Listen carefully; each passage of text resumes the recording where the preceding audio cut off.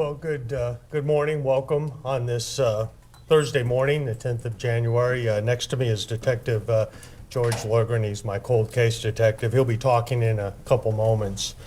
I want to take you back to another Thursday back in 1983.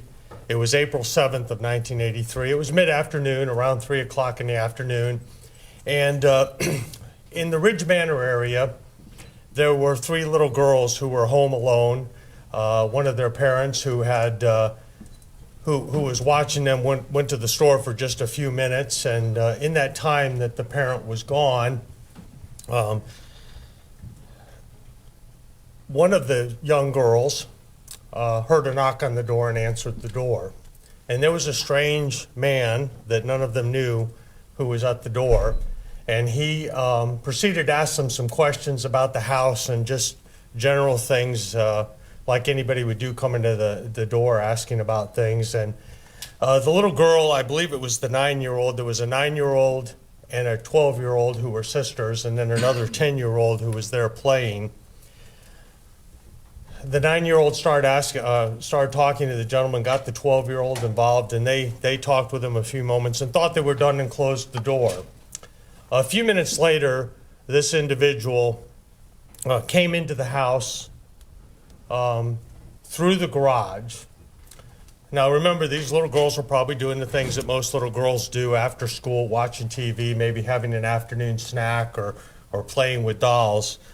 And this individual came in through the garage armed with a knife and took one of the little girls at knife point and instructed the 12-year-old that if she did not do exactly what he said, he was going to injure or kill one or both of the younger girls in the house.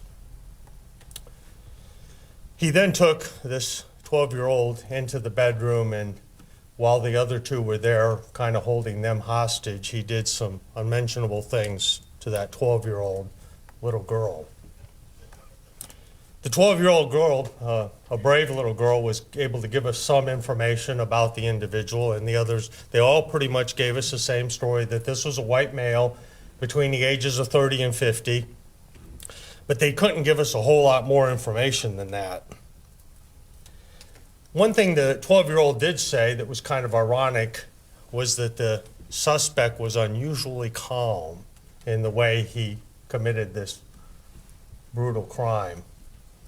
And because of that reason, we certainly want to get the information out, and Detective Lundgren's going to be entering information into VICAP because, as you'll find out later, this person, this was not their first violent act, and we hopefully will be able to solve some more cases because of the hard work of Detective Lundgren. And for those of you who don't know, there's a program, it's called VICAP. It's the Violent Criminal Apprehension Program, and it puts traits of crimes into the computer if you get leads on a crime, and puts it in there so other detectives can look and maybe help get leads in their cases. So that's part of the reason why we're doing this today, is to make sure that we get the information out there on this particular case. But because it was a complete stranger, and it was very young girls, and it was way before DNA testing, there wasn't a whole lot to go on. But the investigators back then did take quite a bit of evidence, bed sheets and clothes and so forth, and were able to get some evidence, semen and so forth, from the crime scene. The tests at that time, it's important to put this in perspective, back in 1983, which is actually before any current employee at the sheriff's office was working, back in 1983, if you were able to develop anything from bodily fluids, it was typically blood type or something like that. It would help you exclude a suspect, but it was very difficult to narrow down suspects. So, but they still took the evidence and collected it. And it sat dormant for several years, up until about 2005, when that evidence was submitted for DNA testing. And Detective Lundgren was just telling me, he believes it was around 2005 when we got our first full DNA profile. Of course, you could imagine the detectives were probably pretty excited that we actually had DNA in such a horrific case. The bad news was that it did not hit in any of the databases, national or state databases for DNA. So we weren't able to pursue it. And again, it laid dormant for another, 10 to 13 years. As I said, the case detective in this particular case is George Lundgren. He's standing to my right, your left. In addition to being assigned slightly less than 24 cold cases, he also regularly gets called out and assigned to hot cases, so you can imagine he stays pretty busy.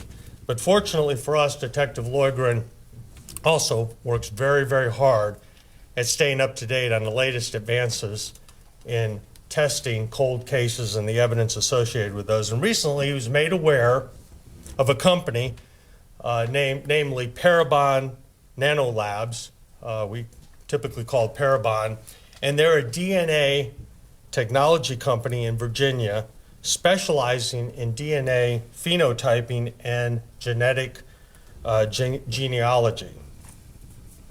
Detective Lundgren, along with individuals from the Florida Department of Law Enforcement Crime Laboratory, DNA International, which is a private forensic laboratory in Deerfield Beach, Florida, all work together with Parabon to help identify one or more suspects.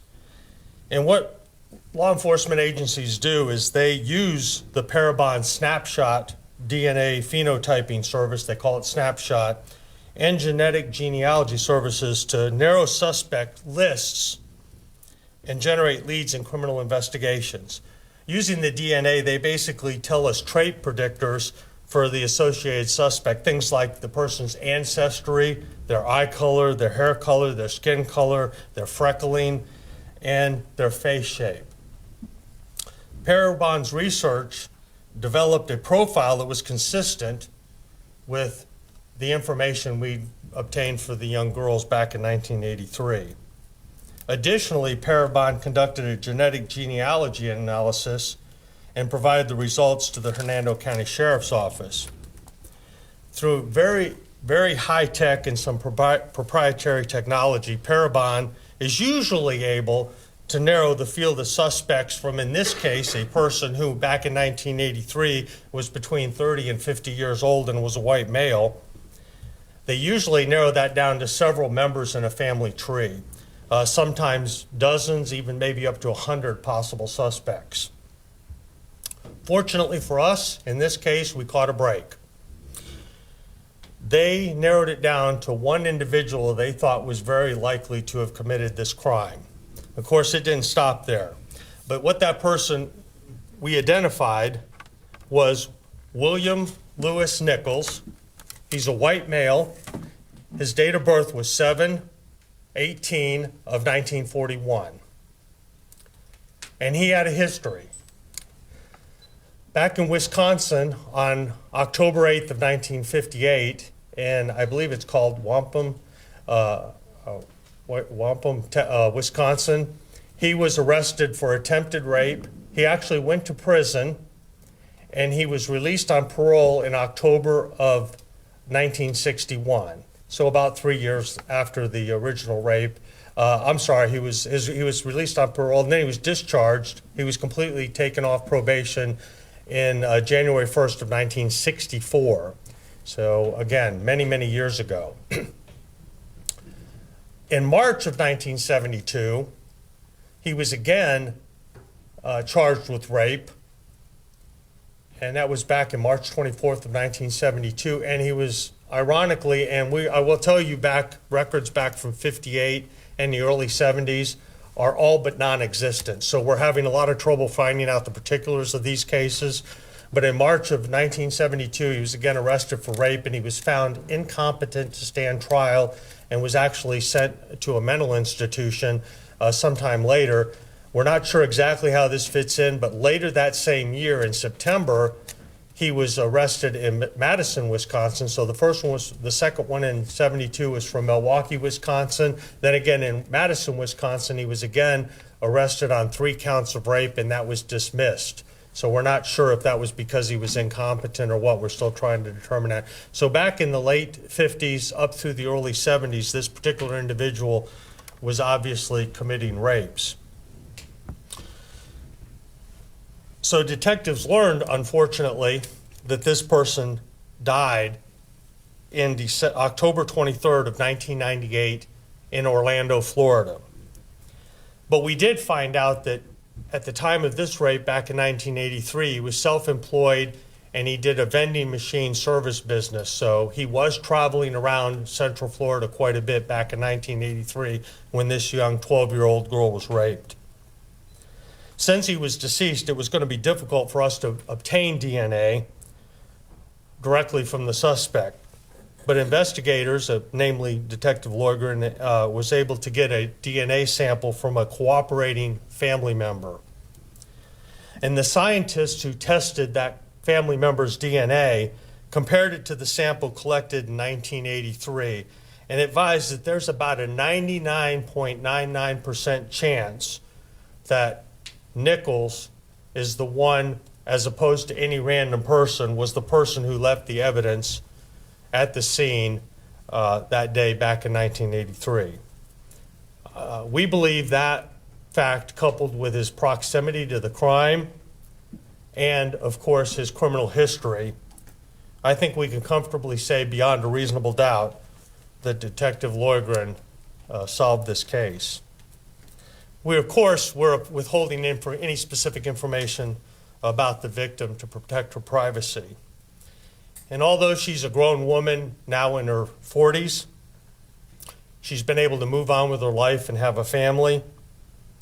The 12-year-old little girl inside that grown woman still has to deal with the impact of this horrific crime on her life. I do want to allow Detective Lundgren to spend a couple minutes talking about his interaction with the victim and what happened when he was able to give her the news that this monster was not going to be able to ever hurt her, her family member, or any other little girl ever again. So I'm going to turn it over to Detective Lundgren to talk a little. He'll be happy to answer some questions about the particulars of this case, but I think if you give him a couple minutes to talk a little bit about when he was able to give the news to the victim, I think you'll find it interesting, heartwarming, and heart-wrenching at the same time. So Detective Lundgren, it's all yours. Thanks, Sheriff. I will say that I'll try to keep it brief anyway. So myself and one of my volunteers went to go speak with the victim in this case, and this is 35 years in the past already. So the physical damage is long but gone, but the psychological effects of something like this last forever. So myself and one of my volunteers went up there and to where the victim now lives, and went to introduce myself, and I wanted to give her the news firsthand. So when we get to the house and I introduce myself and tell her we're from Hernando County, she immediately dismisses one of her children and says, I know what this is about, and begins to tell me, hey, I'm trying to put this all behind me. It's been a long time. You guys are never going to catch the guy. And she wasn't trying to be rude, but she's done with it. She's trying to put it out of her mind. So I stopped her right there and I said, hold on, I know you're going to have questions for me. Let me just stop you where we're at and just let me tell you, through advances in modern technology, we were able to identify the individual. And I'm here to tell you that we know who he is and to see if you want to speak about it. So immediately her jaw dropped, and now she said, hey, let's sit down. So we sat down and I told her what steps I had taken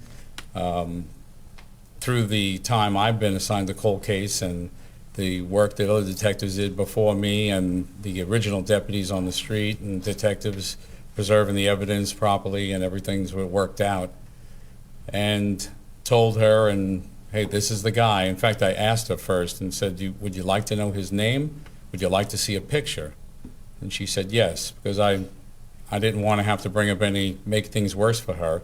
But I did this on New Year's Eve, so my mindset was, let's finish this now for the year and she can start a new year off putting this hopefully behind her forever. And she wanted to see a photo and she wanted to know who he was. I explained everything to her and she was very happy, very thankful, and now she can put it all behind her. So it was very satisfying to me to have a good, positive closing on this case, even though she'll still have those memories. At least hopefully now we can make it a little better for her with the positive outcome. And she doesn't have to worry about this individual ever coming back, coming around her home or victimizing her children or anybody else, which was one of the thoughts she had for years. So that's it. Anybody have any questions? Were any of the other children injured, the other two children injured? No, he, when he entered the house, he did hold the knife to the 9-year-old and threatened to kill her, and then all the other girls if they spoke.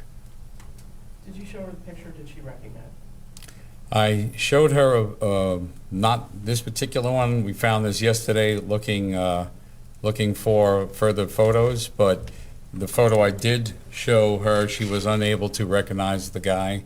The photos I had at the time were about probably 10 to 12 or 13 years from when he offended on her, so she wasn't able to recognize him at that point. Can you say what Nichols actually did to the girl? He raped her.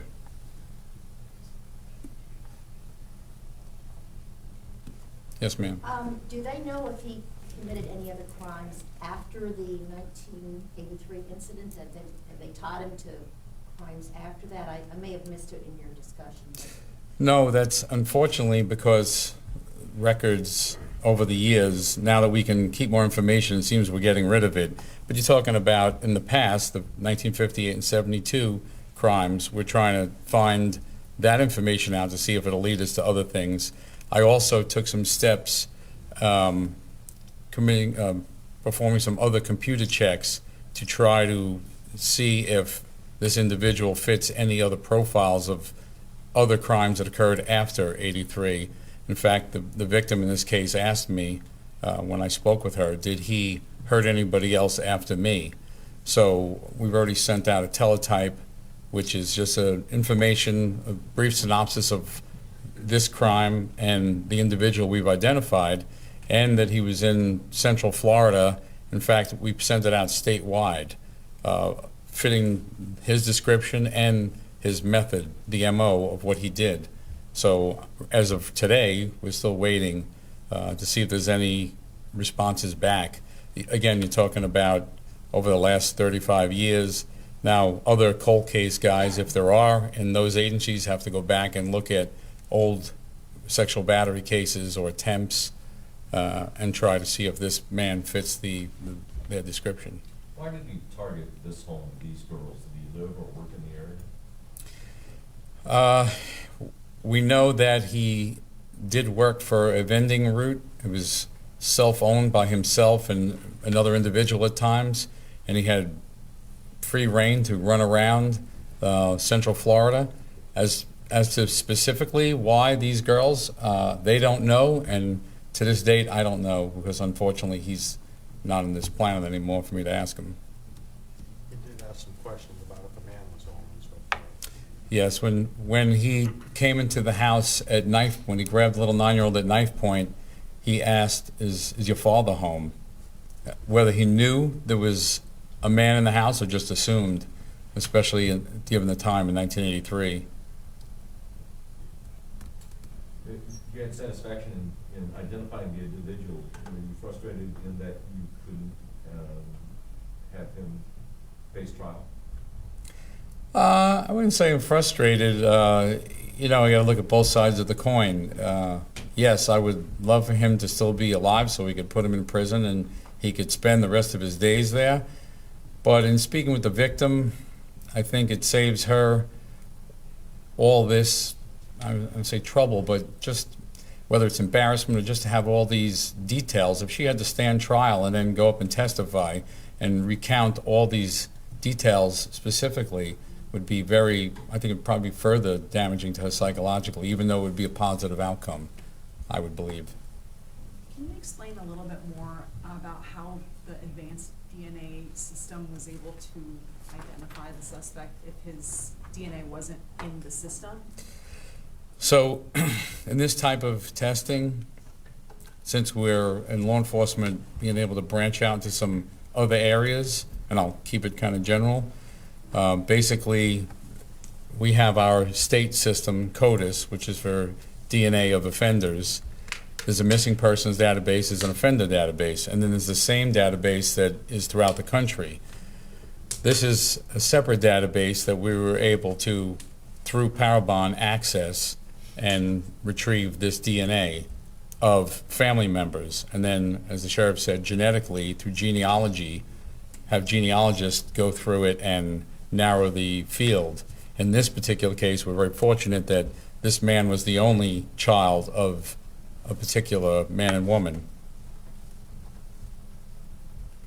Yes, ma'am. Did you take the time or happen to find out anything about his background? For example, was he married at the time? Had he ever been married? Did he have kids? Maybe, did you find anything about him personally besides his, his record? Well, I did meet with a cooperating family member. He was married. He did have 2 children, children and grandchildren. Other than that, knowing what he did for employment, I didn't get into anything else about him. That's about it. Was he married at the time of the attack? Yes. And how old was he? He was 43 years old at the time. I'm sorry, 42 years old at the time. Did he have daughters of his own at that time? Yes. Is there any further investigation into seeing whether maybe there was some incest or anything like that was committed? No, they don't want to discuss anything further. Just to clarify, is he originally from Wisconsin? And then what are the charges exactly that he faced in Wisconsin? Attempted rape and then 3 counts of rape? Yes, he is from Wisconsin. He's born in Wisconsin, and in 1958 is when he was first charged with attempted rape, and then went to prison. When he's released, he's on parole for a period of time until 1964. Then the next information we have on him is he's charged in 1972. I think March was the first, where he then is found deemed incompetent to stand trial, which I was unable to, well, in speaking to the cooperating family member, they said there was no mental health issues. So I don't know why that came about in 1972, but it did, and it's another state 40 years ago. And then again, he's charged with 3 counts of rape in 72 as well. It just says after that it was dismissed. There's no particulars on anything, and we're having great difficulty trying to find any.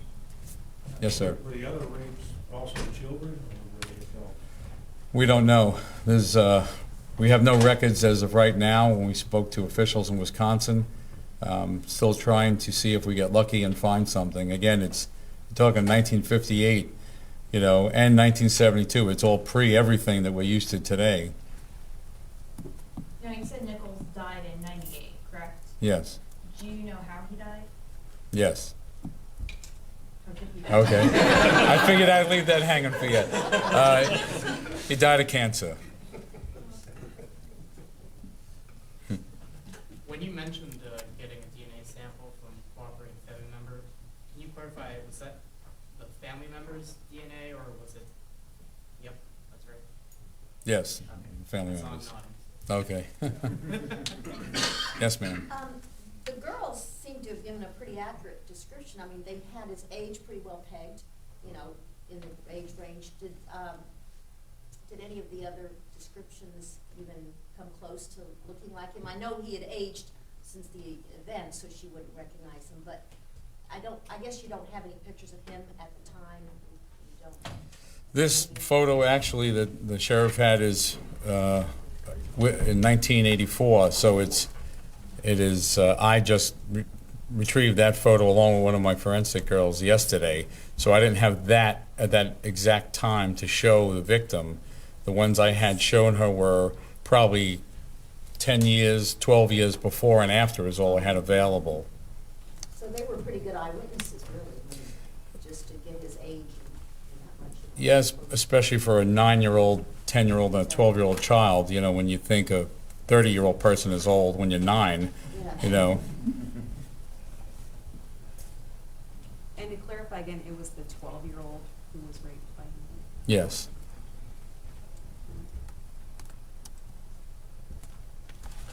One thing I think it's important to talk about, and Detective Lundgren and I speak on a fairly regular basis. Obviously, this is something near and dear to law enforcement's heart. We really are frustrated when somebody gets away with something as serious as a sexual battery on a little girl or murder or something similar. And one of the loopholes, and it might not have helped in this particular case, but there are a lot of individuals out there with pretty significant criminal histories that are in prison and or that pass away and their DNA is unavailable, particularly when you look nationwide. As an example, there are people in prison right now that may have been arrested for something equally as serious and have been in prison for many, many years, maybe a couple decades or more. And throughout the nation, their DNA has not been taken and it's not in the system. Of course, when somebody passes away, their DNA typically is not taken, even if they have a pretty significant criminal history. But Detective Lundgren and I have talked, and we have the Florida Sheriff's Association has a cold case advisory committee. And one of the things they talk about on a fairly regular basis is the fact that there is a lot of DNA that is still not in the system. We're doing a great job of capturing people who have contemporaneous crimes where they've committed or been accused of committing a crime fairly recently.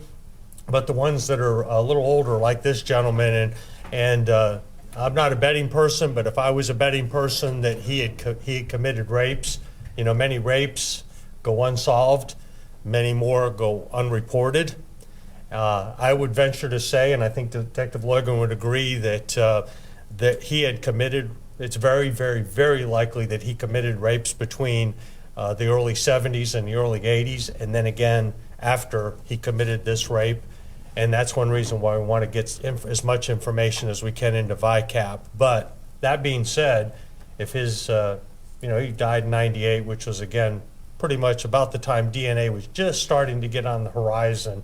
But there have been a lot of people who've passed away since then who've committed some pretty serious crimes. And if we had their DNA, we might be able to bring some resolution to some victims of some pretty serious crimes out there. So that's something else we want to get across. And Detective Lundgren and I have been talking to some people, and hopefully we're going to be able to get some movement on some DNA testing, particularly for prisoners, maybe even nationwide, who have not been tested. So anyway, does anybody else have any other questions or anything? So you see this ancestry DNA thing as a pretty cool thing for you guys? What's that? You guys see this ancestry DNA technology as something that will really, really benefit you on both? Right, and this is kind of the long way around getting there. But if his DNA, for example, would have been in the state database or would have been put in later, around the time he passed away, had it been available at that time, and of course people are passing away every day, that we would get hits, and it would certainly make this a whole lot easier than the path we had to take to solve this case. So that's my point, is if you get a full profile of DNA and get it in the database, there are a lot of full profiles out there of unknown suspects that could be solved. And it wouldn't be that difficult, and it would bring a lot of closure, because there are a lot of cases out there with full DNA profiles, much like this one, without suspects, and that's frustrating for us. So. Can you give the full name and spelling of his name again? I don't know. If Sure. I know it's Nichols, but. I'll put this up. It's William Lewis. We'll also be sending out a media release right after this with more details in it and so forth, and all the correct spelling. But it's William, common spelling, Lewis, Nichols. He's a white male. He was born on July 18th of 1941. Can you hold up this photo one more time? I'm sorry? This Hold photo on. one more time. Oh, a photo again? Sure. That's, this photo was taken roughly a year after the rape was taken. We were able to find it through some sources. We just found it yesterday, according to Detective Lundgren. So. Will you send that photo with your media release as well? We can do that, sure. Great. Okay. Any other questions? Thank you all for coming. Thank you for helping us get this information out. Hopefully, this case will allow some other cases to be solved in Central Florida. So thank you all.